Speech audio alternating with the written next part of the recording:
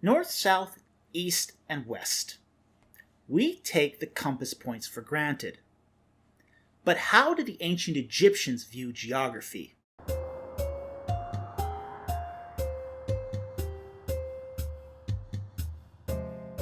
Today, we are talking about how the ancient Egyptians viewed geography and the physical world.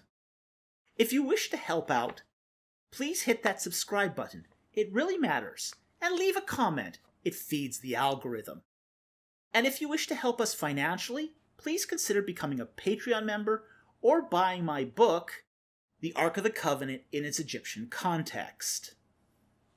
Okay, today we are going to talk about physical geography of ancient Egypt.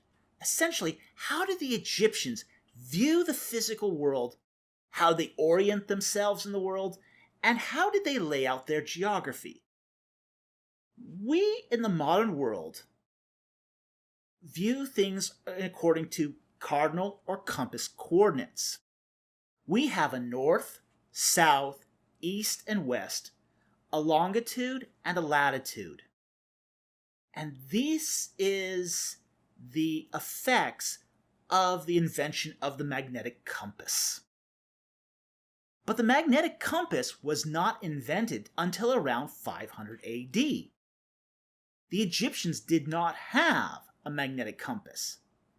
They didn't have a north, south, east, or west. They oriented their world in a different way.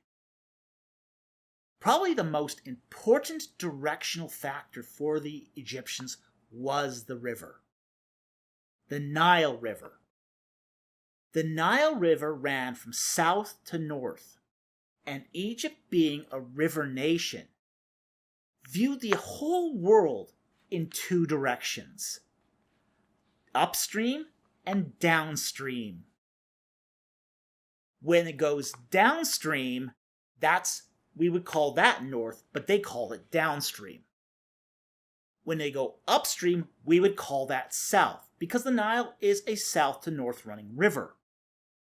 But they're viewing their whole world through upstream and downstream. And that is the primary sense of direction that all of Egyptian geography is based around. Now, they had other geographical factors that they did consider as well, that were sort of secondary to that upstream and downstream orientation.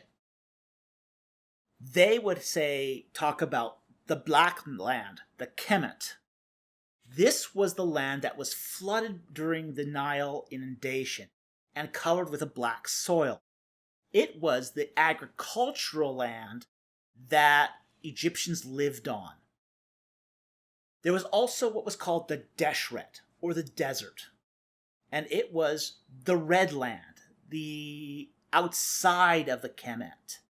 It was the place of the wilderness where the wild animals were, where there was desert and desolation.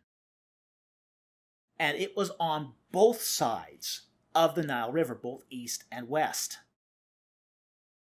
Aside from that, they also had two other orientations, which we now today would call east and west. There was the Orient, the horizon. This is where the sun rose. And it was on the east bank of the Nile. And the east bank was where people lived. Most people in Egypt lived on the east bank of the Nile. On the Hentiu, or the west, was the land of the dead. The dead, the pyramids, the mortuary temples, most of the tombs of Egypt were on the west bank. So you had this sort of east-west divide, the Orient and the Hentiu, where the Orient was where people lived, and the Hentiu was where people were buried. But even that east-west thing was still subservient to the upstream-downstream divide. So it's interesting when we talk about, say, the Egyptians when they went on campaign into, say, the Levant, into Canaan and Palestine, We today would kind of think of that as being east, but they thought of that as downstream. And the reason is because they would take the river, follow the river, down the Nile, through one of the Pelusiac branches of the Nile, to the North Sinai. For them, that was downstream, not east. So even though we might talk in terms of, say, north, south, east, and west, when talking about ancient Egyptian geography, we have to always remember that there is an underlying emic perspective that undergirds our modern notions, our anachronistic notions. So anyway, I hope you enjoyed this video. I hope you found it informative. Thank you very much for watching, and I'll see you next time.